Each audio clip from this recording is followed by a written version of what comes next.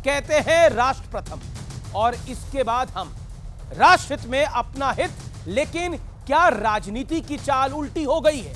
यह सवाल, यह प्रश्न आज इसलिए उठ रहा है व्यूअर्स, क्योंकि कांग्रेस के सांसद और पंजाब के पूर्व मुख्यमंत्री चरणजीत सिंह चन्नी ने बिना नाम लिए भरी संसद में अमृतपाल के लिए फ्रीडम ऑफ स्पीच का मुद्दा उठा दिया। अमृतपाल पर एनएसए लगाने को आपातकाल जैसा भी बता दिया। इतना ही नहीं, कांग्रेस के दिग्गज नेता और राहुल गांधी के राजनीतिक गुरु कहे जाने वाले दिग्विजय सिंह ने भी इस बयान के साथ वो खड़े हो गए। हालांकि कांग्रेस ने इसे एक निजी बयान कहते हुए अपना पल्ला झाड़ लिया, यानी चन्नी से कन्नी काट ली। इसी बीच विजय दिवस पर, यानी कारगिल विजय दिवस पर प्रधानमंत्री पहुंचे तो प्रधानमंत्री मोदी ने अग्निवीर के मुद्दे पर तथ्यों और तर्कों के साथ विपक्ष पर चुन चुन कर वार किए और कहा कि राष्ट्रीय सुरक्षा से जुड़े इतने संवेदनशील मुद्दे को भी कुछ लोग राजनीति का विषय बना रहे हैं। जिन्होंने सेना को कमजोर करने का निरंतर काम किया है, वो आज हमारी सरकार पर सवाल उठा रहे हैं। इसके बाद विपक्ष ने भी पलटवार किया, लेकिन बड़ा सवाल है, क्या वाकई राजनीति का दायरा राष्ट्र हित की लक्ष्मण रेखा को पार कर रहा है? आज इसी मुद्दे पर जनता जनार्दन के बीच, मेरे युवा मित्रों के बीच होगी देश की सबसे बड़ी पॉलिटिकल बहस। राष्ट्र हित पर भारी है दलहित की बीमारी। यह जो दलहित की बीमारी है, क्या यह वाकई राष्ट्र हित पर भारी है? स्वागत है आपका आर पार के आज के जोरदार एडिशन में।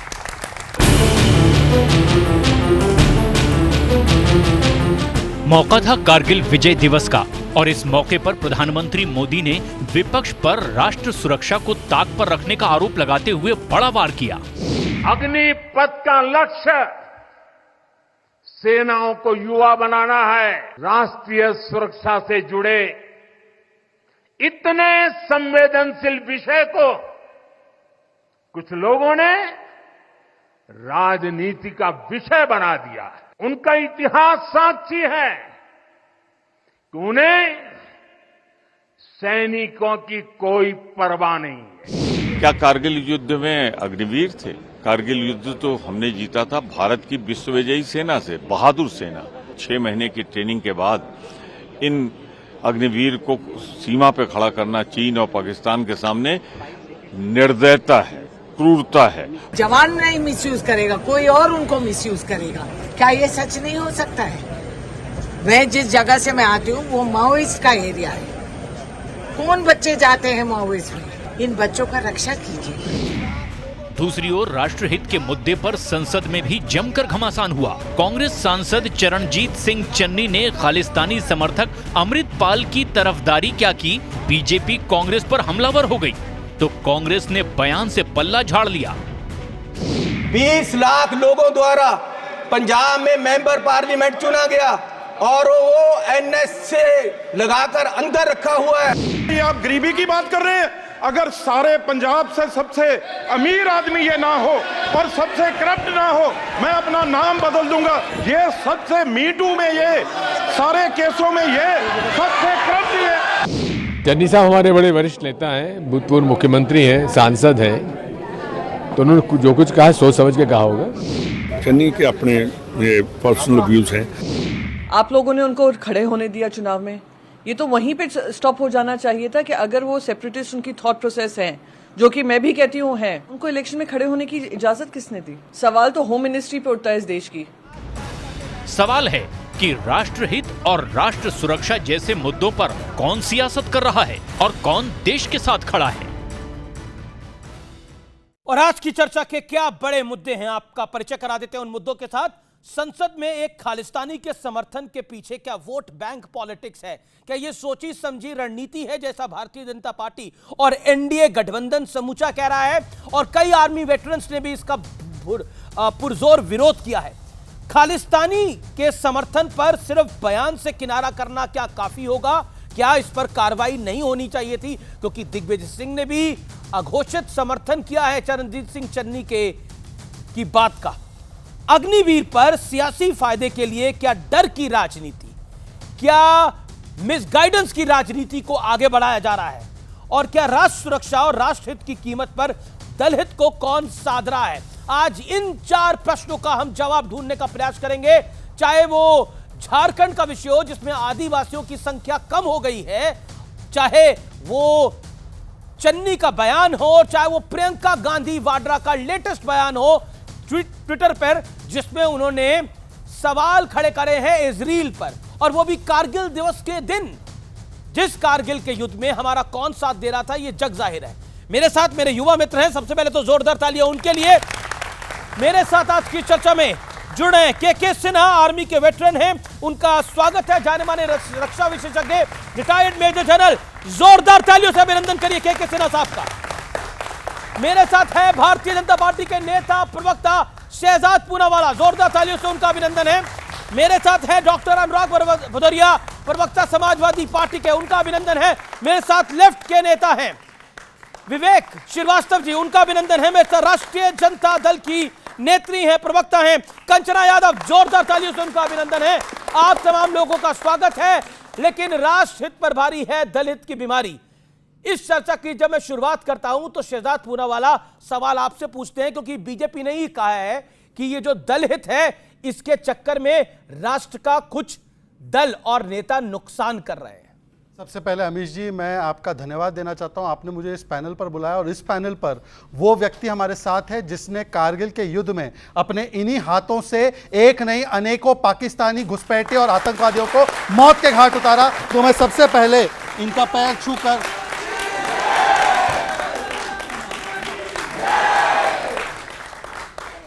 पर मुझे एक दर्द आपके सामने बयां करना है, बिना राजनीति करे। और आज मैं चाहूंगा कि आज हम लोग चीखा चिल्ली ना करें, कम से कम ऐसे व्यक्ति हमारे साथ जब हो, हम अपनी अपनी बारी में बोले। मेरे तर्क गलत हो तो अपने समय में काटिए उसको। आपको पता है कारगिल विजय दिवस का आज 25वां साल है जी। 2004 में जब यूपीए की सरकार आई तो कारगिल विजय दिवस को मनाने का कार्यक्रम बंद हो गया 2009 तक। और जब पूछा गया उनके सांसदों से कि कारगिल विजय दिवस क्यों नहीं मनाया जा रहा, इनके लिए हम लोग मनाते हैं, जो हमारे वीर हैं उनको श्रद्धांजलि देते हैं, आज प्रधानमंत्री भी वही हैं, तो कहा गया कारगिल युद्ध ये देश का युद्ध नहीं था, ये एनडीए का युद्ध था। ये देश का युद्ध नहीं था, ये एनडीए का युद्ध था। आज वही दिन पर चन्नी के स्टेटमेंट आए हैं कि अमृतपाल सिंह जो भारत के टुकड़े टुकड़े करना चाहता है, उसके पक्ष में बयान दिए जाते हैं। जयराम रमेश कहते हैं पर्सनल बयान है, पर दिग्विजय सिंह का बयान आपने सुना। मणिकम टगोर कांग्रेस के नेता, राजा वड़िंग जो पंजाब के कांग्रेस के अध्यक्ष है, वो कहते हैं इनका बयान बिल्कुल सही है। और प्रियंका वाड्रा ने, जो अभी हमला हुआ है इजराइल पर, हमास ने जो हमला किया उसके ऊपर एक शब्द नहीं बोला, पर जिस इजराइल ने हमें इस युद्ध में, कारगिल के युद्ध में समर्थन दिया है, उसको बारबैरिक कह दिया। इसका मतलब समझ जाइए कि वोट बैंक नीति कैसे राष्ट्र नीति और राष्ट्रीय सुरक्षा पर हावी होती है, इसका आपको प्रमाण यहां पर मिलता है। और उसके अलावा बाकी कुछ नहीं कहना चाहता हूं मैं आपको केवल एक आखिरी बात कहना चाहता हूं। यह सुनिए, यह बयान है एसपी के एक नेता का। अगर याकूब मेमन की जमानत हो गई होती तो शायद ये केस और अच्छा होता। इस तरफ चीजें चल रही है, बहुत डिबेट चल रही है देश के अंदर, तो हम लोगों ने समझा कि हम गवर्नर साहब से भी एक बात कहते हैं। याकूब मेमन की पैरवी करना, अफजल गुरु की पैरवी करना, कन्हैया कुमार ने नक्सलियों को शहीद बोला था, सुप्रिया शिनेत ने नक्सलियों को शहीद बोला था, परंतु इनको क्या बोला जाता है? सड़क का गुंडा। याद है कि नहीं, संदीप दीक्षित ने बोला था कि सेना के प्रमुख सड़क के गुंडे होते हैं। सर्जिकल स्ट्राइक होती है तो सबूत मांगे जाते हैं, खून की दलाली बोलते हैं। बालाकोट एयर स्ट्राइक होती है तो बोलते हैं कि चील कौवे मरे। इनके लिए सड़क का गुंडा वो है, और आर्मी चीफ पाकिस्तान इनके लिए सोना मुंडा है। और इसीलिए मैं आज कह रहा हूं, कारगिल विजय दिवस क्यों नहीं मनाया गया, उसका जवाब दे। और याकूब मेमन को शहीद बताना, इसके ऊपर जवाब दे, अमृतपाल पर जवाब दे। अपनी टर्न पे जवाब देंगे, अपनी टर्न पे जवाब देंगे। मैं रुक करता हूं आपका अनुराग भदौरिया। देखिए, बड़े सारे आप पे आरोप लगे, लेकिन क्या आपको लगता है कि राष्ट्रहित पर भारी है दलहित की बीमारी, और ये जो बीमारी है ये तकलीफदायक है देश के लिए? भारतीय जनता पार्टी की नीति ऐसी रही है कि जब उनको सत्ता पाना होता है तो दलों को अपने साथ ले लेते हैं। उन दलों को भी, जिन दलों के बारे में कहते थे इन पे तो हजारों करोड़ का भ्रष्टाचार का आरोप है, फिर उस दल को अपने साथ मिला के उनका अपना पार्टनर बना लेते हैं, फिर महाराष्ट्र में सत्ता हथिया लेते हैं। एनसीपी के नेता के बारे में यही कहते थे ना, आज उनको डिप्टी सीएम किसने बनाया? भारतीय जनता पार्टी ने। भारतीय जनता पार्टी जिनके बारे में नीतीश जी के बारे में क्या क्या नहीं कहती थी, बाद में नीतीश जी के साथ फिर सरकार बना ली। मतलब सत्ता पाने के लिए आपको अगर पार्टियां तोड़नी भी पड़ती हैं, पार्टियों को दो भाग में बांटना भी पड़ता है, तब भी आप राष्ट्र अपना जो जनता के मुद्दे होते हैं उससे ऊपर उठ के आप सत्ता पे चले जाते हो। दूसरी बात, जहां तक कि आपने बोला कि डिफेंस की बात है, हमारे देश की सुरक्षा का मामला है, हमारे नेता, आदरणीय नेताजी इस देश के डिफेंस मिनिस्टर रहे हैं, उनको बेस्ट डिफेंस मिनिस्टर का अवार्ड मिला। क्यों पता है आपको? बेस्ट डिफेंस मिनिस्टर का अवार्ड मिला था। पहले ऐसे देश के रक्षा मंत्री थे जो सियाचिन गए थे, पहले ऐसे देश के रक्षा मंत्री थे जिसने किलोमीटर तक अपने चाइना को ढकेल दिया था। पहले ऐसे रक्षा मंत्री थे जिन्होंने पहले हमारे आदरणीय जनरल साहब यहाँ खड़े बताएंगे, पहले जब हमारे यहाँ शहीद होता था हमारी सेना में कोई, तो उसका अंतिम संस्कार इनके साथी आर्मी के लोग करते थे, बाद में टोपी उनके घर भेजी जाती थी। सही है गलत, आप हमें करेक्ट कर दीजिएगा। लेकिन रक्षा मंत्री हमारे आदरणीय नेताजी ने कहा नहीं, ऐसा नहीं होगा, कानून बदला। उन्होंने कहा कोई भी अगर शहीद होगा उसके घर ये जी ब्यूरोक्रेट जो है एसपी डीएम होता है उसको लेके पार्थिव शरीर उनके घर जाएगा। ये हमारे आदरणीय नेताजी ने किया था। ये हम रक्षा का ये हम लोग हैं जो आर्मी का सम्मान करते हैं, क्योंकि मेरे फादर खुद आर्मी में रहे हैं, इसलिए मैं आर्मी का मुझसे ज्यादा कोई नहीं जानता हूं। आदरणीय हमारे जनरल साहब खड़े, उनसे भी ज्यादा आर्मी के बारे में कोई नहीं जानेगा। सवाल यह है कि आर्मी पे राजनीति नहीं होनी चाहिए। आर्मी एक हमारे देश का इतना बड़ा, पर अग्निवीर पर तो राजनीति विपक्ष ने करनी शुरू करी। अग्निवीर पर राजनीति तो विपक्ष ने करनी शुरू करी कि नहीं करी? बिल्कुल। Point number 1। पॉइंट नंबर 2, आपने बोला कि हम बहुत सम्मान करते हैं, लेकिन याकूब मेमन का कौन सम्मान कर रहा था? सुन लीजिए। अबू आसिफ आजमी ने बोला कि इसको बेल मिल जाती। जिस व्यक्ति को फांसी हुई है उसको बेल दिलवाकर क्या हासिल करना चाहते थे? मैं बोलूं ना, आपने पहला अग्निवीर बोला जी। आप चाहते हैं देश का युवा, उसको आप 4 साल की नौकरी देना चाहते हैं। एक लोकसभा का सदस्य 5 साल के चुना जाएगा, चाहे उम्र उसकी कुछ भी हो। अगर राज्यसभा का है तो 6 साल के लिए चुना जाएगा, लेकिन युवा है 18 साल, उसको 4 साल की नौकरी देंगे। आप क्यों देंगे भाई 4 साल की नौकरी? किस बात की 4 साल की नौकरी देंगे? नौकरी भी देंगे तो उसमें क्या आप उनको पेंशन देंगे? नहीं दे रहे हैं आप। क्या उनको कैंटीन की फैसिलिटी मिलेगी? नहीं मिलेगी। तो आप चाहते क्या उससे? उसको नौकरी क्यों नहीं उसकी देना चाहते? उसको नौकरी ज्यादा से ज्यादा की क्यों नहीं होनी चाहिए? परमानेंट नौकरी क्यों नहीं होनी चाहिए? क्या उसने गुनाह किया है कि युवा है इसलिए उसको 4 साल की नौकरी देंगे? ये हमारी मांग है कि नौकरी का बड़ा पॉइंट बोल रहे हो, हमारी नौकरी दीजिए, लेकिन उनकी लेकिन मैं मानता हूं कि सेना में जब आप कार्यरत होते हैं तो वो नौकरी नहीं होती, वो देश प्रेम होता है। और कोई किसी सैनिक का सम्मान जो है वो यहां पर बहुत सारे लोग नौकरी करते होंगे और करेंगे आगे, मैं उसको नौकरी मानता हूं, लेकिन सेना के कार्य को मैं नौकरी नहीं मानता। ये मेरा अपना विचार है। मेरा अपना विचार है। शहजादपुरा वाला, you make your point. Anurag ji के भावों का मैं बड़ा सम्मान करता हूं और इनके पिताजी ने भी आर्मी में सेवा दी है, तो मैं उनका भी पैर छूता हूं, उनके पिताजी का भी पैर छूता हूं। पर मैं पूछना चाहता हूं अनुराग से, सपा के प्रवक्ता से नहीं, सेना के एक सैनिक के बेटे के हैसियत से, कारगिल विजय दिवस 4-5 साल तक नहीं मनाया गया, उस पर आप चुप रह गए साहब। मेरी ऐसी क्या गलती रही कि मैंने आपसे इतना गंभीर सवाल पूछा? और उस यूपीए की सरकार पे कौन थी बैसाखी पता है? ये समाजवादी पार्टी थे। तो समाजवादी पार्टी चाहती तो उस समय सेना को सम्मान मिलता। दूसरी बात, ओआरओपी 50 वर्ष तक नहीं मिला, सेना को ओआरओपी नहीं दिलवाया इन्होंने। नेशनल वॉर मेमोरियल 70 साल तक नहीं बना, इन्होंने नहीं बनवाया, पर छोड़ देते। मैं सिर्फ एक सवाल आखिरी पूछकर छोड़ना चाहता हूं।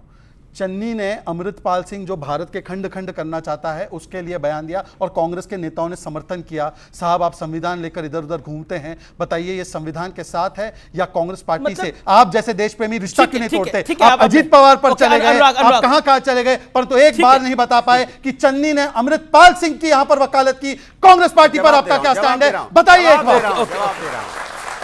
इस देश के अंदर में संविधान वहां पर विरोध सिर्फ बीजेपी के नेताओं ने करा, एनडीए के नेताओं ने करा, समाजवादी पार्टी के सांसद भी बैठे थे, उन्होंने विरोध क्यों नहीं करा? चन्नी की बात बोल तो रहा हूं, इस देश किससे चलेगा? संविधान से, बिल्कुल, न्यायपालिका से, बिल्कुल। जब देश संविधान न्यायपालिका से चलेगा तो आपने जब वो नॉमिनेशन करने जा रहा था, आपने क्यों उसको अलाउ किया? संविधान अगर संविधान सम्मत नहीं है, ऐसा व्यक्ति जो व्यक्ति देश के लिए खतरा है उसको नॉमिनेशन करने क्यों दिया गया? मेरा सीधा सा सवाल है, उसका जवाब क्यों नहीं? जरा बताइए। ठीक है, जवाब बड़ा पॉइंटेड सवाल है, बड़ा पॉइंटेड सवाल है। क्योंकि सरकारों का इसमें हस्तक्षेप नहीं होता, इलेक्शन कमीशन का होता है। एक सेकंड, अब सुनिए, बीच में बोलने की हमने एक तय किया था कि हम एक दूसरे के बीच में नहीं बोला। बधाई तो इसको अबू आजमी को दीजिए, याकूब को बेल दिलवा रहे थे, उनको बधाई दे दीजिए। ऐसे सिमी पर जब प्रतिबंध लगा, सुप्रीम कोर्ट का प्रतिबंध लगा, ये देखिए स्टेटमेंट मैं आपको दिखाता हूं। सिमी पे प्रतिबंध लगा तो लालू जी और मुलायम सिंह यादव जी ने उसको नकारा। ये कह रहे प्रतिबंध नहीं लगाते। अब आखिरी बात, इन्होंने कहा मुलायम सिंह यादव देश के one of the best defence ministers थे। मैं मानता हूं, हमने तो पद्मा अवार्ड भी दिया।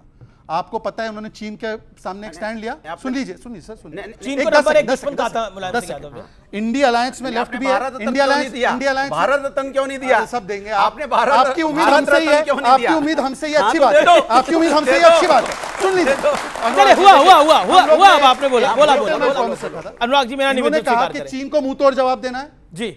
लेफ्ट का मैनिफेस्टो में दिखा रहा हूं, लास्ट पॉइंट पे लिखा है complete elimination of nuclear weapons from India. चीन के लिए नहीं बोल रहे, दूसरे देश पाकिस्तान के लिए नहीं बोल रहे, भारत के न्यूक्लियर वेपन समाप्त हो जाए यह कहकर आप चाइना को स्ट्रॉन्ग करेंगे। बोलिए आपका स्टैंड क्या है? ओके विवेक को मैं मौका दूंगा, लेकिन कंचना यादव ओके कंचना यादव जब अमृतपाल सिंह के बारे में ये शब्द बोले गए देश के सदन के अंदर, तो मैं पूछ रहा हूं कि इंडिया अलायंस के भी तो कई सांसद वहां बैठे थे, किसी ने विरोध क्यों नहीं करा? मतलब आप संविधान की बात करते हैं, आप कहते हैं फ्रीडम ऑफ स्पीच होनी चाहिए, अमृतपाल सिंह की फ्रीडम ऑफ स्पीच होनी चाहिए, जो भारत के लिए खतरा है, जिसमें एनएसए लगा हुआ है, उसके लिए फ्रीडम ऑफ स्पीच होनी चाहिए। और फिर सवाल खड़ा होता है कि जब आप संविधान और संविधान के दायरे की बात करते हैं तो आपकी बात पे कैसे विश्वास करे कोई? रुकिए, मैं अब भी बहुत इन्होंने चाइना पे चिल्लाया, इतना चिल्लाया, टिकटॉक बैन करेंगे ये, लेकिन अभी इकोनॉमिक सर्वे में उसके बाद इन्होंने कहा है कि चाइना का मैन्युफैक्चरिंग जो है इंडस्ट्री यहाँ पर इन्वेस्ट कर सकती है। बताइए, अभी तक टिकटॉक बैन कर रहे थे और जब देश का हालत एकदम खस्ता कर दिया तो चाइना से ये इन्वेस्टमेंट मांग रहे हैं, एफडीआई मांग रहे हैं, इनको इस बात का शर्म नहीं आती। खैर, लेकिन मैं इस बात पर आना चाह रही हूँ, जब हम अग्निवीर पर बात करते हैं, अग्निपथ पर बात करते हैं, तो 3 पार्टीज इन्वॉल्व होती। पार्टीज मतलब पॉलिटिकल पार्टी नहीं, पहला जो जिनको रिक्रूट करना है, दूसरा जो आर्मी है और तीसरा जो गवर्नमेंट है। इसमें ना आर्मी खुश है और जिसको ना रिक्रूट होना है, जो स्टूडेंट है ना वो खुश है। बस कौन खुश है? मोदी जी खुश है, मतलब एक लोग खुश है, इसलिए अग्निवीर स्कीम चलनी चाहिए, इसलिए अग्निपथ स्कीम चलनी चाहिए, बस एक लोग खुश है। आप अग्निवीर के खिलाफ बोल दो, स्टूडेंट अग्निवीर के खिलाफ बोल दे तो राष्ट्र हित के खिलाफ हो गया। कैसे भाई? हर बात को मोदी जी राष्ट्र हित से क्यों जोड़ते हैं? राष्ट्र हित के बारे में यहाँ पर बैठे बच्चे भी उतना ही सोचते हैं जितना मैं सोचती हूँ, ये भी उतना ही सोचते हैं, मोदी जी भी उतना ही सोचते हैं, लेकिन वो अपने आप को राष्ट्र हित के प्रोटेक्टर जो मानते हैं ना, वो नहीं है। बच्चों से बात कर लीजिए, एक सर्वे करा लीजिए, और हुआ है, बिहार में चले जाइए, वेस्टर्न यूपी में चले जाइए, ईस्टर्न यूपी में चले जाइए, जो ट्रेनिंग ग्राउंड है अग्निवीर का सब खाली हो चुका है। और आपने एक बात सही कही कि आप नौकरी की तरह नहीं मानते हैं अग्निवीर स्कीम को, हम भी नहीं मानते हैं नौकरी की तरह, क्योंकि उसमें जज्बे से जाते हैं। लेकिन जब जज्बे से जाते हैं तो ये एक्सपेक्ट करते हैं कि उनकी फैमिली के सिक्योरिटी हो, उनकी फैमिली को पेंशन मिले, उनके अनुपस्थिति में उनके बच्चे को पेंशन मिले, उनके माता पिता का ख्याल रखा जाए। इस सब को पूरी तरह से इन्होंने हटा दिया। लेकिन मेरा प्रश्न है कि आपको हर चीज का बहुत ख्याल है, और अमृतपाल सिंह का जब समर्थन भरी सदन में किया जा रहा था, मैंने जो प्रश्न पूछा उसके विरोध में इंडिया अलायंस के सांसद क्यों नहीं खड़े हुए? अगर इंडिया अलायंस की बात छोड़िए, आरजेडी के सांसद ही खड़े हो जाते। ठीक है, 1 2 3 सांसद तो ही लोकसभा के अंदर, लेकिन क्या जी आपका सवाल बिल्कुल करेक्ट है। पहला आंसर इसका यह है कि जब ईसीआई कोई अलग नहीं है, प्रधानमंत्री को नोटिस नहीं दे सकी, उसके पास इतनी हिम्मत नहीं है, तो प्रधानमंत्री के कहने पर वो रिजेक्ट भी कर सकती थी। और दूसरा, जब कांग्रेस के लोगों ने कह दिया कि उनका इंडिपेंडेंट बयान है, नहीं मैं पूछ रहा हूं, जब सदन में अमृतपाल सिंह के लिए कहा जा रहा था कि फ्रीडम ऑफ स्पीच होनी चाहिए अमृतपाल सिंह की, तो यही संविधान की रक्षा है। आप लोग जो संविधान और रिजर्वेशन को खत्म करने की बात कर रहे थे वो यही था क्या? जी ओके मैं कारगिल युद्ध के हीरो के सिन्हा साहब के पास जाना चाहता हूं और फिर विवेक जी आपके पास आना चाहता हूं। सर, सबसे पहले तो आपको नमस्कार, जय हिंद, वंदे मातरम। और मेरा प्रश्न यह है कि जब हम विजय दिवस मना रहे हैं, कारगिल विजय दिवस मना रहे हैं, उससे एक दिन पहले, एक दिन बाद जो कुछ हो रहा है देश के अंदर, उसको देखकर आपको अच्छा तो बिल्कुल नहीं लग रहा होगा। जिस तरह से अमृतपाल सिंह की वकालत हुई, जिस इजराइल ने हमें कारगिल में मदद करी, उसको जेनोसाइड की बात की गई प्रियंका वाड्रा द्वारा, क्या कहना चाहते हैं आप? अमीर जी, जय हिंद। देखिए, आज कारगिल का दिवस है, 25वां साल है, और हम कारगिल दिवस को उस रूप से देख रहे हैं। तो जितने भी हमारे शहीदों की, जिनकी चिताएं जल चुकी हैं, वो ठंडी भी हो गई हैं मगर आज भी सुलग रही हैं, जो 1050 घायल जवान थे और 500 जो शहीद हैं, उनको मैं श्रद्धांजलि देना चाहता हूँ आपके द्वारा, और आपके लोगों और सब मेरे ख्याल से मेरे साथ सब रहेंगे इसके लिए। आपका जो सवाल है, 25 साल बाद, मैं 25 साल पहले दिल्ली में ही था और मेरी बटालियन में कमांड कर रहा था एज ए कर्नल, और मेरी बटालियन को एयरलिफ्ट किया गया कारगिल वॉर के लिए। ये तारीख है 2 मई और 5 मई से कारगिल युद्ध शुरू हुआ, 8 मई को डिक्लेयर हुआ जी। और मेरे जवान, मेरे ऑफिसर और मारे गए। हमने बहुत अटैक डाला, हम तो पाकिस्तान के अंदर भी गए और उसके बाद हमने ये सोचा था कि शायद दुनिया बदल जाएगी। आपने अमृतपाल का बात किया, मैंने आज से 84 में मैं कैप्टन हुआ करता था, मैं कर्नल था जब ऑफ विजय हुआ और कारगिल में गया। 84 में मैं पंजाब के अंदर था और जो खालिस्तान का उस समय का स्वरूप मैंने देखा है और जज्बात, मैं सिख रेजिमेंट को बिलोंग करता है, एक सिख का ये मैं देखता हूं, एक बैठा हुआ है, मैं उस रेजिमेंट को बिलोंग करता हूं, उनकी जज्बे को पहचानता हूं। आपने जो बात कही 25 साल बाद, तो मेरे अंदर से रोना आता है। आपने पूछा ना आप कैसे फील करते हैं, कुछ नहीं बदला है, कुछ नहीं बदला। बदलता क्या दिख रहा है मुझे कि देश के बंटवारे के लिए जो पुराने हम सोचते थे कि कुछ लोग इस देश के अंदर दुश्मन हैं, वो आज भी पनप रहे हैं, वो भी आवाज खड़ा कर रहे हैं। आपने बोला था कि हमारे को जो जंग लड़नी पड़ेगी वो 2.5 फ्रंट्स पे लड़नी पड़ेगी, और उन्होंने देश के इंटरनल फ्रंट की बात कर रही थी। जी हाँ, जो सीडीएस रहे वो, और सीडीएस ने बात की, वो दिखता है आज।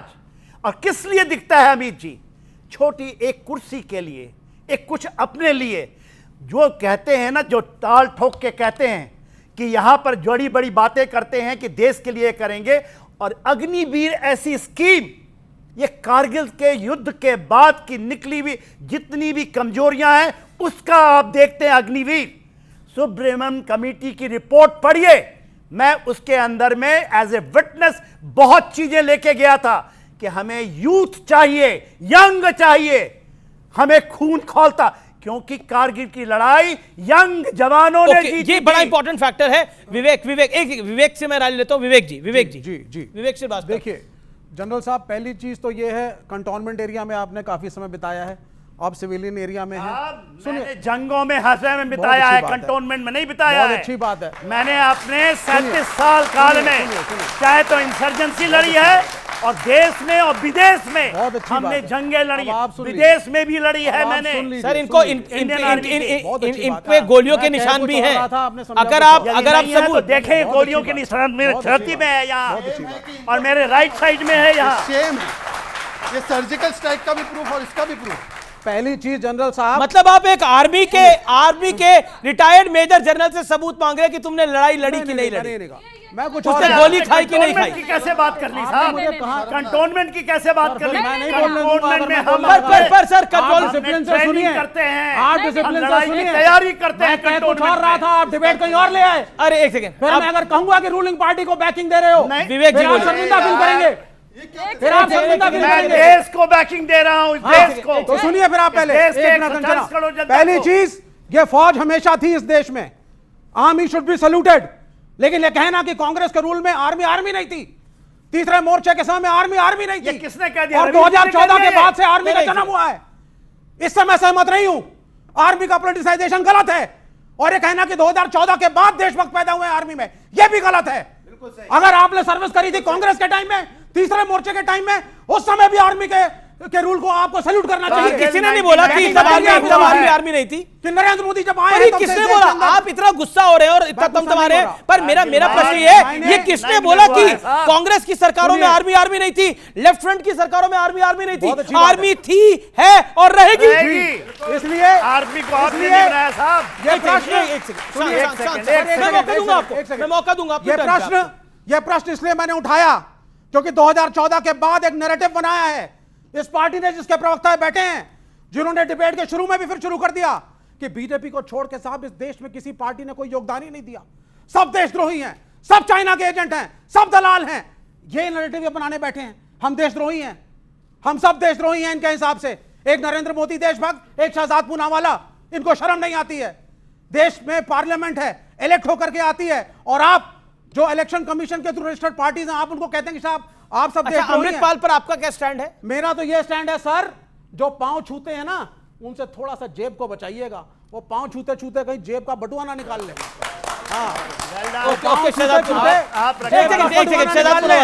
ये आर्मी सुन लीजिए, जेब का बटुआ कैसे निकाला? अच्छी खासी अमीर जी, फौज मैं थी, जवाब देना अच्छा चाहता खासा चल रही थी, लड़कों को नौकरी मिल अमीर रही जी, थी, मैं जवाब बच्चे देना इंडिया की चाहता हूं। तैयारी कर रहे थे, सीडीएस की तैयारी कर रहे थे, अमीर जी, जवान मैं जवाब भर्ती हो रहे देना थे, चाहता हूं। 4 साल का ले आए। ठीक है, आपने एक आपने नया अपनी बात को जुमला। विवेक अमीर जी, जी, you made your अमीर point। Ji. Vivek ji, you made your point और शहजादपुरा वाला अमित 40 जी, सेकंड देखिए, शाप। मैं हमेशा 2-3 बार आपके शो में कहा है कि ये मेरा दुर्भाग्य है कि मैं कभी ये नहीं कह सकता कि मैं सनातनी पैदा हुआ, हालांकि सनातनी संस्कृति को अपनाता हूँ। पैर छूना सनातनी संस्कृति, इस्लाम की नहीं है, पर पैर छूने को बंटवा मारना, मतलब एक हिंदू संस्कृति को, सनातन संस्कृति को बंटवा मारने से तुलना करना। सलाम बोलते हुए बंटवा मारा ये नहीं बोलेंगे, सलाम करते हुए बंटवा मारा नहीं बोलेंगे। हिंदुओं के प्रति घृणा मत कीजिए। अब मुझे मानिए, मुझे गाली दीजिए, पर मेरी सनातन संस्कृति को गाली नहीं देंगे, नहीं देने दूंगा मैं, नहीं देने दूंगा मैं, नहीं देने दूंगा। 1000 शहजाद मर जाएंगे पर ये सनातन संस्कृति को गाली नहीं देंगे। मैं आपको मौका दूंगा, अपनी बात करूं। मैंने किसी के बीच में, आपने किसी के बीच में नहीं बोला। आपको देखिए, एक बार अगर कोई किसी के पैर छूता है तो मतलब वो उसको बटवा मार रहा है, मुझे लगता है ये पैर छूना क्यों बीच में आ गया? बस पैर छूना आप वैसे आप अटैक करिए। मैं किसी के बीच में नहीं बोला, मुझे अपनी बात रखनी दीजिए। मैं 30-40 दिखा रहे हैं लेकिन नियत खराब है। आप भी इनसे बड़े हैं, सबको लंबी नौकरी आप भी इनसे बड़े हैं। आपको पता है जब 62 का युद्ध हुआ इंडिया चाइना का, तब लेफ्ट के एक नेता है, उन्होंने खून देने की बात की भारत की सेना को, और जब खून देने की बात की तो कम्युनिस्ट पार्टी ने उसे अपने पद से हटा दिया। यदि मैं झूठ बोल रहा हूं तो सच बताइए, यदि मैं झूठ बोल रहा हूं तो सच बता दीजिए। दूसरी बात मात्र 5 मैं विवेक जी से सिर्फ इतना कहता हूं, आज आप देशभक्त है ना, इसका प्रमाण दे दीजिए कि न्यूक्लियर वेपन खत्म होना चाहिए, नहीं होना चाहिए। पहली चीज यह है, देशभक्ति का प्रमाण युद्ध नहीं होता हमेशा। मुलायम सिंह यादव जब डिफेंस मिनिस्टर थे, सबसे बड़ी उपलब्धि उस डिफेंस मिनिस्टर की, हम उन्हें बुलाते थे अजय भवन में, वर्धन साहब की मेमोरियल मीटिंग हुई, एक वीआईपी के रूप में मुलायम सिंह यादव जी को हम लोगों ने इनवाइट किया। उनकी सबसे बड़ी उपलब्धि थी, उन्होंने चाइनीज सरकार के साथ बैठ करके कहा कि जवान आपके भी हैं, जवान हमारे भी हैं, लड़ते हैं और मरते हैं, आपस में मुठभेड़ हो जाती है तो बॉर्डर के इतने किलोमीटर उस तरफ और इतने किलोमीटर इस तरफ आपको मुलायम शस्त्र अलाउड नहीं होगा। आपको मुलायम सिंह और इसीलिए मुलायम सिंह यादव का सिर्फ जो आपके दफ्तर में आए वो बयान याद है मुझे। मुलायम सिंह यादव का वो बयान याद है जो उन्होंने मेरे माइक पे दिया था, जब मेरा चैनल कोई और था, लेकिन उन्होंने मेरे माइक पे बयान दिया था कि चाइना हमारा दुश्मन नंबर 1 है। बिल्कुल, उसमें मैं नहीं कह रहा, मैं कह रहा हूं एज अ डिफेंस मिनिस्टर अगर आपको किसी के परफॉर्मेंस को रैंक करना है तो ये वो डिफेंस मिनिस्टर था जिसने बोला कि बॉर्डर के इतने किलोमीटर आदरणीय नेताजी अलाउड नहीं होगा। इसीलिए जब भारत और चाइना के बीच में जवानों की मुठभेड़, नहीं ये न्यूक्लियर वेपन, ये नेताजी ने कब बोला? एक सेकंड, ये नेताजी ने कब बोला कि न्यूक्लियर वेपन इंडिया को नहीं रखने चाहिए? ये कब बोला था बताइए? नहीं बोला उन्होंने, आपने बोला ये न्यूक्लियर बोला था कि न्यूक्लियर वेपन नहीं रखने चाहिए? कभी नहीं बोला उन्होंने हमेशा। अब ऑडियंस सवाल क्या है? बोलिए क्या सवाल आपका? समाजवादी पार्टी और इंडिया अलायंस को कांग्रेस के पीछे ऑपोजिशन चलाने की आदत हो गई है, क्योंकि अगर वो अपने आप को इतना नेशनलिस्ट मानते हैं तो क्यों चन्नी जी के एक सेपरेटिस्ट बयान पे एक स्ट्रॉन्ग एक्शन की डिमांड नहीं करते कांग्रेस द्वारा? ओके, ये अच्छा ये सपा से डिमांड सवाल है और जवाब देखिए मजेदार बात आपको बताएं, सुनिए मजेदार बात आपको बताएं, भारतीय जनता पार्टी की जो सरकार है इसे कुछ नहीं करना है।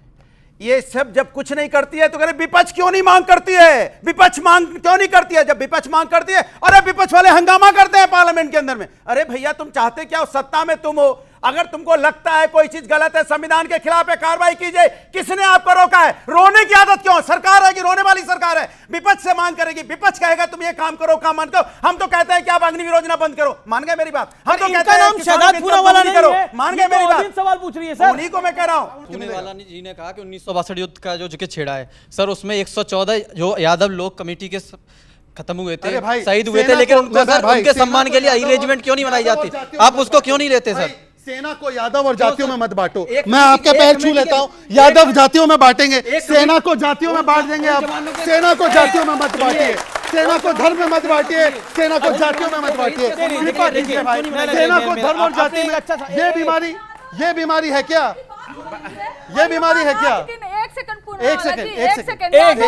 अही रेजिमेंट बनाने की मांग हो रही है और ये मांग आज की नहीं है। अगर आपको अही रेजिमेंट से दिक्कत है तो आप बोलिए आपको अही रेजिमेंट से दिक्कत है। आपने यादव से क्यों बोला? आपको अही रेजिमेंट से दिक्कत है, आपको उनकी शहादत से दिक्कत है, आपको उनकी कुर्बानी से दिक्कत है, आपको उनके देश प्रेम से दिक्कत है, आपको उनके राष्ट्र प्रेम से दिक्कत है। चलिए, मुझे दिक्कत है ना, अमीर जी जवाब। नहीं, जैसे वो कह रहे जैसे सिख रेजिमेंट है, जैसे गोरखा रेजिमेंट है, जैसे कमाऊ रेजिमेंट है, वैसे यादव रेजिमेंट होनी चाहिए, ये प्रश्न है। देखिए, ऐसा है कि भारत की सेना में एक ही रेजिमेंट है और वो है भारत की रेजिमेंट। सब लोग भारत माता की जय बोलकर निकलते हैं और कुछ नहीं बोलकर निकलते। भारत माता की जय। और मेरी बात सुन लीजिए, जो शहीद, प्लीज कंचना जी, मैंने आपके बीच में नहीं बोला। यहाँ पे भी जातिगत जनगणना करा देंगे, आर्मी में भी जनगणना हो जाएगी। सुन लीजिए, मैं एक रिक्वेस्ट करता हूँ। जो सवाल उस लड़के ने, ग्रीन शर्ट ने पूछा, वो इसलिए प्रासंगिक है अनुराग भाई, इसलिए क्योंकि ये है राहुल गांधी का बयान। पार्टी का नेता चाहे कुछ भी हो जाए, आपको आतंकवादी के घर में नहीं मिल सकता है।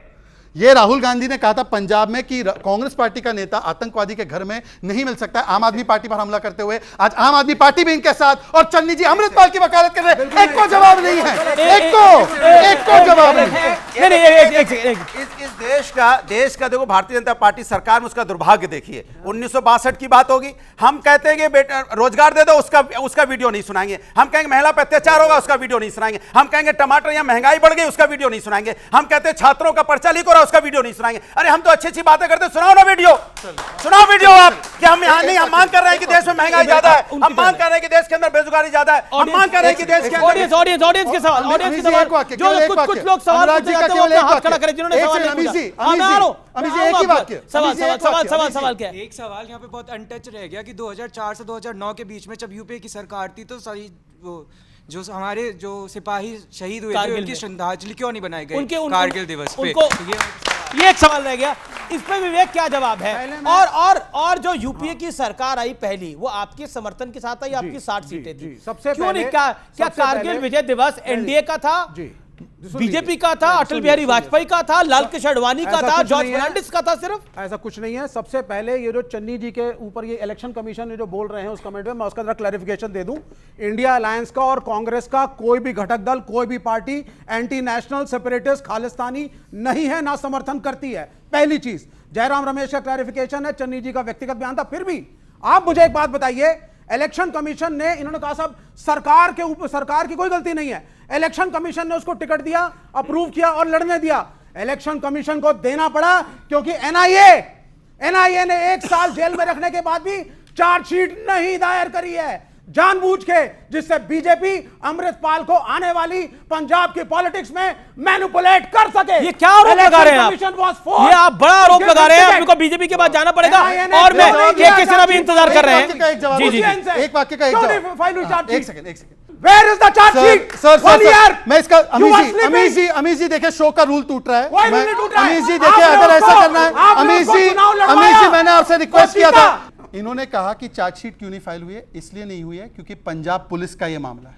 ये पंजाब पुलिस का मामला है, आम आदमी पार्टी की सरकार है। अब बताइए, ये गलत है, ये गलत है। अब दूसरी बात, विवेक आपने इतना गंभीर आरोप लगाया, जवाब तो सुनेंगे आप अपने टाइम पे।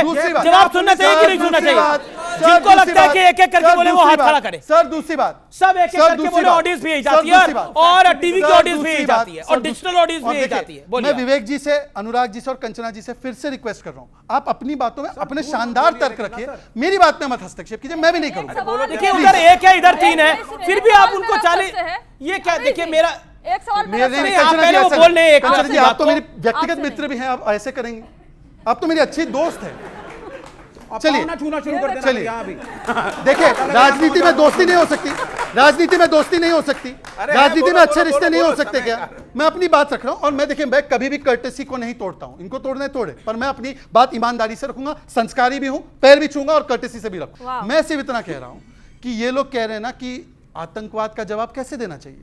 एक जवाब मनमोहन सिंह ने भी दिया था, मुंह बंद रख के 26/11 जब हुआ तो राहुल गांधी तो पार्टी कर रहे थे उस समय पर, और उस समय पर 26/11 के बाद पाकिस्तान को मोस्ट फेवर्ड नेशन दिया। आज मोदी जी है, उरी होता है, बालाकोट करते हैं, सर्जिकल स्ट्राइक करते हैं और एमटीजे मुंह तोड़ जवाब स्टेटस देते हैं। हम लोग सेना को कहते हैं कि खुली छूट है। मैं सिर्फ एक सवाल पूछता हूं कि क्या चाइना के, एक सेकेंड, चाइना के साथ गलवान में जवाब दिया गया, फिर भी कंचना जी ने क्या बोला?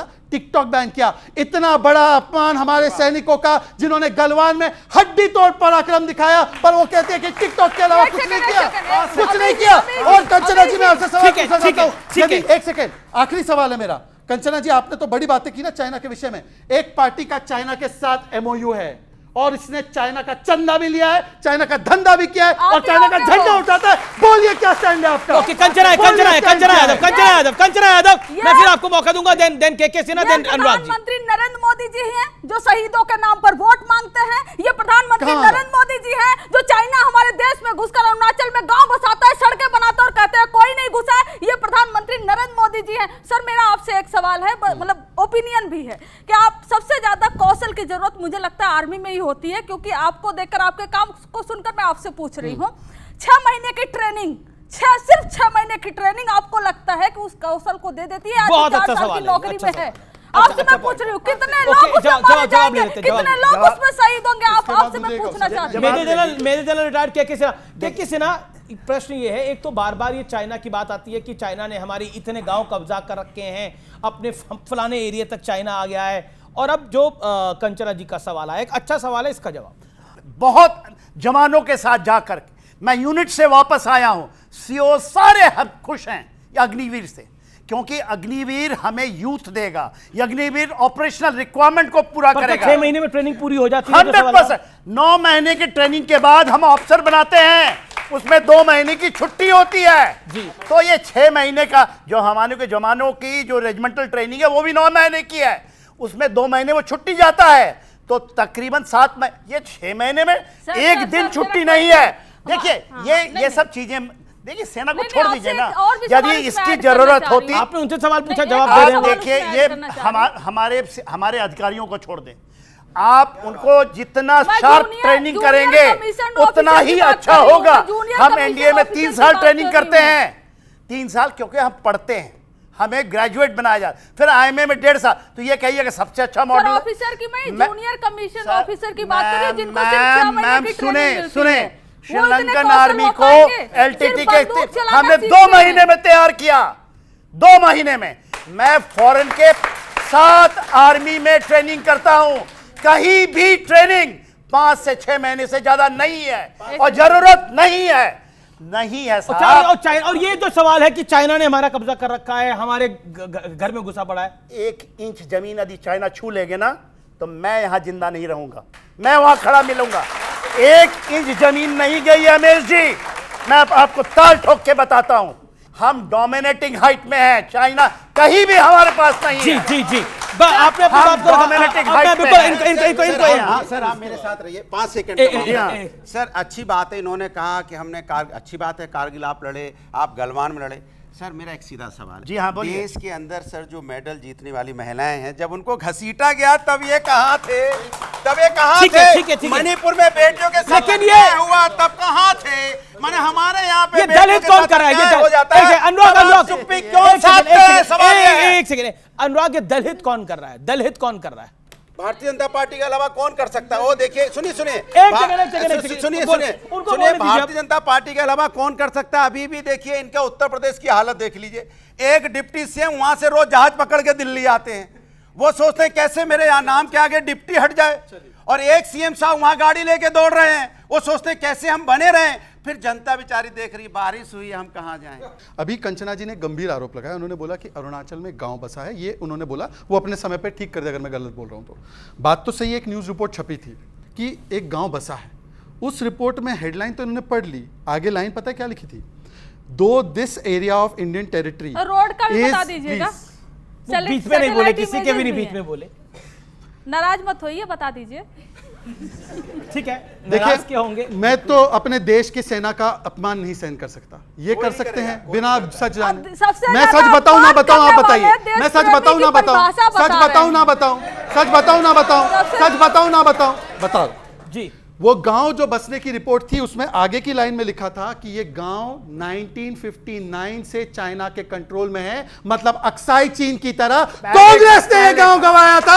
आज आरजेडी बताया कि कांग्रेस के साथ क्यों बैठी है। जी एक सेकंड, नहीं मेरा भाई आधा टाइम इनको रोकने में चला जाता है भाई। दूसरी बात, अग्निवीर को इन्होंने बोला कि बहुत गलत पॉलिसी, हालांकि सर ने समझाया सब कुछ अग्निवीर के बारे में। मेरे बहुत sir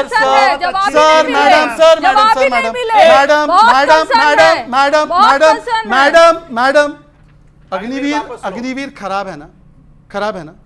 Agniveer scheme is a reform in right direction. Congress के सांसद मनीष तिवारी,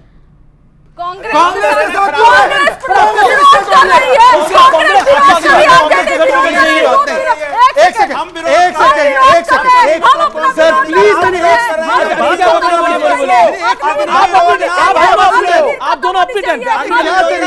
दोनों अपनी पूरी डिबेट में मेरी एक बात का फ्लो नहीं आ रहा है, बार बार क्या बोली। अब मैडम ने बोला अग्निवीर ये, अग्निवीर वो, वापस हो, ये सब ठीक है, अच्छी बात है। अग्निवीर जब आया, स्कीम ये लॉन्च हुई, और सर आप बीच में मत बोलिएगा, कौन थे 3 चीफ जिन्होंने इसको अप्रूव किया, नाम बताइए। इनको 3 चीफ के नाम, आज के 3 चीफ के नाम नहीं पता। आज अगर ये 3 चीफ के नाम बता दे, एक सेकंड अभी से आने दीजिए, मेरी बात आने दीजिए। अग्निवीर पे ये लोग सवाल उठा रहे, मैं सवाल, एक सेकंड, मैं बोलूं या ना बोलूं, मैं बोलूं या ना बोलूं, मैं बोलूं या ना बोलूं, मैं बोलूं या ना बोलूं, ये तरीका, ये तरीका ठीक नहीं है।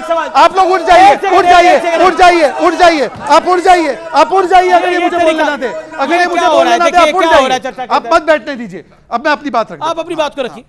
मैं केवल इतना कह रहा हूं, ये सारे पढ़े लिखे सभ्य लोग हैं। अग्निवीर के समय 3 चीफ कौन थे और आज 3 चीफ कौन है, वो नाम बता दे। एक बार नाम बता दे। आप अपनी बात को कंप्लीट कर लीजिए, फिर मैं वो कह रहे, आप पूछ रहे हैं कि 3 चीफ को, वो कह रहे हैं कि पहला अग्निवीर कौन है। अब देखिए विवेक जी गूगल कर रहे हैं, विवेक जी अभी गूगल कर रहे हैं, विवेक जी अभी गूगल कर रहे हैं। एक सेकंड, क्या तरीका है भाई, ये क्या तरीका है, क्या तरीका है। पीछे ओके, अग्निवीर राष्ट्र हित में जरूरी है, जनहित में जरूरी है। ओके। अब एक बात मैं इसलिए कह रहा हूं क्योंकि अग्निवीर मोदी जी और राजनाथ जी ने नहीं, उन 3 सेना प्रमुखों ने तय की थी, उनको उनका नाम तक नहीं पता। यहां पर शहजाद को गाली देने से कुछ नहीं होगा। सुनिए उस भाई की बात, सुनिए। अच्छा, आप अपनी बात को पूरा रख लीजिए, आपको भी मौका दे रहा हूं, अब मैं ऑडियंस को मौका दे रहा हूं। पहला अग्निवीर कौन था, ये भी पूछा गया, और 3 चीफ कौन थे, वो था। हमारे देश में आतंकवादी गतिविधि होती रहती है, आतंकवादी अटैक होते रहते हैं। देखिए, हम कोरोना काल 2 साल तक झेले, आज तक जो है उससे भूले नहीं है, और इस तरीका का अटैक होते रहेंगे तो अग्निवीर जो है ना, हर घर में एक बच्चा निकलेगा, देश को सुरक्षित करेगा, मजबूत करेगा, ये जरूरी है। और वो कह रहे थे कि प्रणाम नहीं करना चाहिए, प्रणाम करते करते पॉकेट काट, एक कैसी बात करते हैं। अरे हमारे श्री राम प्रभु कहते थे कि प्रातः काल उठ के रघुनाथा, माता पिता गुरु ना वही माथा। श्री राम प्रभु प्रातः काल उठ करके और सबसे पहले अपने माता पिता और गुरुजनों का प्रणाम कर करके, और वो हमारा संस्कृति, हमारा पहचान है। जी, आपने बड़े, मैं यादव जी से पूछना चाहता हूं आपसे कि आप जो अग्निवीर, आप, हाँ बिल्कुल, क्योंकि आप रेजिमेंट का मांग करेंगे तो मैं बोलूंगा। मैडम ऑडियंस से क्यों लड़ रहे हैं, आराम से आप अग्निवीर का उल्टा मतलब समझ रहे हैं। आपको लगता है कि सेना में जाने वाले वीर होते हैं, उनके घर में आग लगाने का काम आप कर रही हैं। मेरे छोटे भाई, तुम कब जा रहे हो सेना में? 4 साल की नौकरी करने तुम कब जा रहे हो? नहीं, अग्निवीर से निकल जाने के बाद आपको सरकारी नौकरियों में छूट मिलेगी, वैसा वो कहते हैं कि अन्य नौकरियों में जाओ। अन्य नौकरियां तो खत्म हो रही है, कहाँ जाओगे? वो वर्बली बोल दिए कि आपको लोन के लिए सर्टिफिकेट मिलेगा। कई डॉक्यूमेंट में इसका, बेटों के अलावा नौकरी दे दो ना फिर। सुनो, ये गद्दार है, ये देश के युवाओं के लिए गद्दार है। ये अग्निवीर योजना देकर देश के युवाओं को बर्बाद करना चाहते हैं, देश के युवाओं का करियर बर्बाद करना चाहते हैं, देश के युवाओं की जिंदगी बर्बाद करना चाहते हैं। आप अपनी जगह पे जाइए। और इस समय एक बड़ी खबर आ रही है व्यूअर्स, मैं उस बड़ी खबर पे चर्चा करना चाहता हूं। प्रियंका गांधी वाड्रा ने कहा है कि गाजा में जेनोसाइड हो रहा है, दिन ब दिन लोग खत्म हो रहे हैं, हजारों लोग, बच्चे बड़े मारे जा चुके हैं। नफरत और हिंसा में विश्वास ना रखने वालों की यह जिम्मेदारी है, और इजरायली सरकार पर जेनोसाइड का आरोप लगाया है प्रियंका गांधी वाड्रा ने। उनको कह रही है वो बर्बरता कर रही है। मैं विवेक आपकी बात आता हूं, क्या इजराइल को बर्बरता का आरोप लगाकर जी और चरणजीत सिंह चन्नी के मुद्दे पर चुप रहकर और कारगिल दिवस से ये सब कुछ के एन मौके पर ये क्यों हो रहा है? मैं 30 ये सेकंड टाइमिंग पर सवाल है। बिल्कुल सही बोला। क्या ट्रिगर क्या था? ये बिल्कुल सही बोला, सही या गलत उस पे बात, लेकिन जी। ये टाइमिंग पर सवाल है विवेक जी। 10 सेकंड में इस पे जवाब। देखिए टाइमिंग में अगर हम ये कह रहे हैं, जैसे कि ये कहने जा रहे थे कि हम सारे खालिस्तानी बैठे हैं, पूरी कांग्रेस जो खालिस्तानी है, ये गलत है। किसी ने नहीं बोला आपको। सर, आप खुद जोड़ रहे हैं। एनआईए ने जानबूझ करके चार्जशीट नहीं फाइल करी, नॉट पंजाब पुलिस। फैक्चुअली गलत बोले बीजेपी के प्रवक्ता, मुझे करेक्ट नहीं करने दिया। एनआईए सेंट्रल गवर्नमेंट की एजेंसी है। केरला में हमास के चीफ को वहां पे मंच भी दिया गया, और ये केटी जलील इनके नेता है, उन्होंने कहा हमास टेररिस्ट नहीं है। ये देख लीजिए, कोई भी बच्चा आकर पढ़ लीजिए। बेटी आ जाओ, बच्चे आ जाओ, एक बार पढ़ लो, चेक कर लो। मैं सही बोल रहा हूं, आप सही बोल रहे हैं। केटी जलील इनके मंत्री ने बोला हमास नहीं है, टेररिस्ट ऑर्गेनाइजेशन। पढ़ लीजिए, पढ़ लीजिए एक बार सर, पढ़ लीजिए। तिरंगा उठाइए, ये झंडा ऊंचा रहे हमारा, यही हमारा नारा होना चाहिए। ये झंडा ऊंचा रहे हमारा, यही हमारा नारा होना चाहिए। और इससे बड़ा नारा कोई नहीं हो सकता। ये झंडा ऊंचा रहे हमारा, यही हमारा एक नारा होना चाहिए। और राष्ट्रहित की सुरक्षा हम सबका कर्तव्य होना चाहिए। सिर्फ पॉलिटिकल पार्टियों का काम नहीं है राष्ट्रहित की रक्षा करना, हर देशवासी का काम है। कि हम बार बार ये कहते हैं कि पॉलिटिकल पार्टियां आएंगी जाएंगी, ये देश है, रहेगा और आदिकाल से है, आगे भी रहेगा। प्रश्न ये है कि आखिरकार हमें देश के साथ खड़े होना है, ये सबसे बड़ा पॉइंट है, इससे बड़ा कुछ नहीं है। देश है तो हम हैं, देश रहेगा तो लोकतंत्र भी रहेगा, देश रहेगा तो सारे सवाल जवाब भी रहेंगे। अगर राष्ट्र ही नहीं रहेगा, देश ही नहीं रहेगा, तो सवाल जवाब किससे करेंगे? और देखिए, अगर हम राष्ट्र की बात करते हैं तो अंत में मैं जरूर कहना चाहता हूं, डेमोग्राफिक चेंज भारत के लिए एक बड़ा चैलेंज है, और इसका लेटेस्ट एग्जांपल झारखंड में है। वहां पर 2000 में, क्योंकि बहुत आदिवासियों की बात होती है, वहां पर 2000 के अंदर 36%, साल 2000 में संथाल परगना में 36% आदिवासियों की आबादी थी। आज वहां आदिवासियों की आबादी 26% रह गई है। 10% कहां चली गई? कोई बताएगा क्या कन्वर्जन हुआ है? और कन्वर्जन हुआ है तो क्यों हो गया है, किस लिए हो गया है? 10% रेट में कमी आई है। ये जो डेमोग्राफिक बदलाव है, ये भारत के लिए नेक्स्ट बिग चैलेंज है। आप यकीन मान के रखिए, आने वाली चर्चाएं सिर्फ और सिर्फ डेमोग्राफिक चेंज पे होंगी। आने वाले 10-15 साल में ये भारत के लिए सबसे बड़ा विषय रहने वाला है।